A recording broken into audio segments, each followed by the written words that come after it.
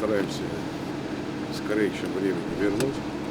А для этого нам нужно срочно создавать строительную бригаду. Наверное, с фонда выделим деньги, потому что люди не должны страдать. Вы знаете, столько сделано, столько делается. Это вредители. Им не нужны фабрики, заводы, рабочие места, школы, детские сады. Сколько всего делается, вместо этого, чтобы созидать, около какого-нибудь компьютера встают, клянутся чему-то.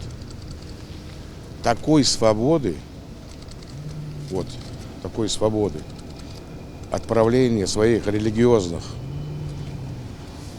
не было никогда. Более 100 мечетей, 100 медресе. Выезжай, учись. Вот вместо этого, чтобы сейчас в такой сложный момент, когда самое страшное для меня это оскорбляет меня, не то, что там как-то расстраивает. Это то, что по периметру страна воюет со всем миром. Президент призывает нас консолидироваться. У нас вся Европа, вся этот либеральный свет обернулся на нас. У нас ребята тысячами воюют на передовой. Ну пошел бы защищать Родину. Родина дает зарплату твоим родителям, пенсии, асфальт, дороги, машины. Ну все.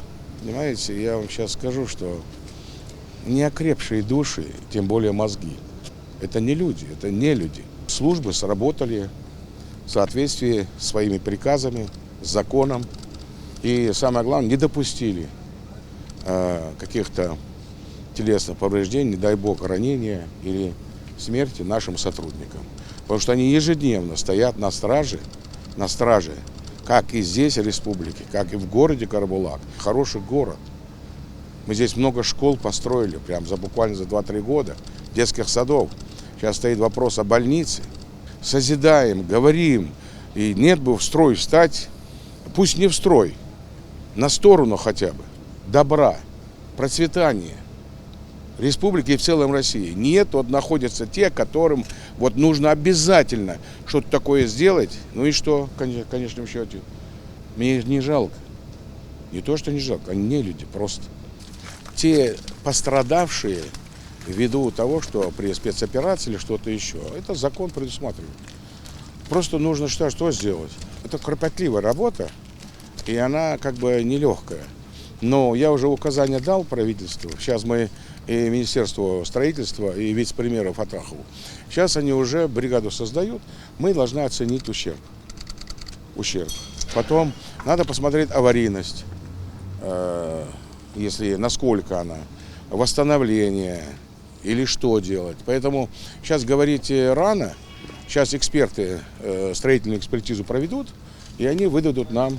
А люди не должны из-за этого страдать. Понимаете? Поэтому сегодня я принял решение, у нас есть фонд развития республики, и деньгами мы определим, сколько это нужно, и, конечно, индивидуально рассмотрим, потому что разные семьи. Представляете, у кого-то 7 детей, у кого-то 3, у кого-то 1. То есть там надо дифференцированно подходить. И я думаю, что ни одну семью мы не оставим без внимания.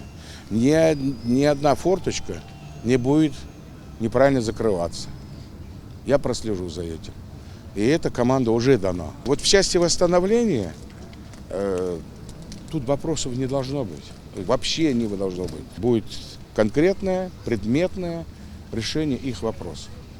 Не только жилья, но и другие, потому что там есть же и моральная составляющая.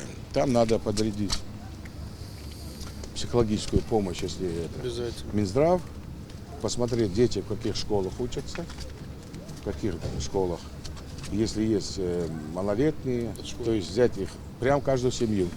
Каждую списки берите с правительством. И обязательно надо обратить внимание, какие, если были льготные лекарства, может быть, кто-то был больной, там, инвалид, я не знаю. Вот каждую семью пофамильно надо определить. И обязательно, в каких школах, детских садах находятся эти дети. Если они сегодня вот у нас, ну так принято, к родственникам разъехались, мы хотя им помещение определили в школу, но как у нас принято это. Вот. Теперь нужно обязательно организовать значит, ведь, к примеру, Саговой, найдете транспорт, узнать, где они у родственников, подвоз их в школу, детский сад, необходимость, чтобы была. Понятно, да? Вот, то есть мы не упустим ничего.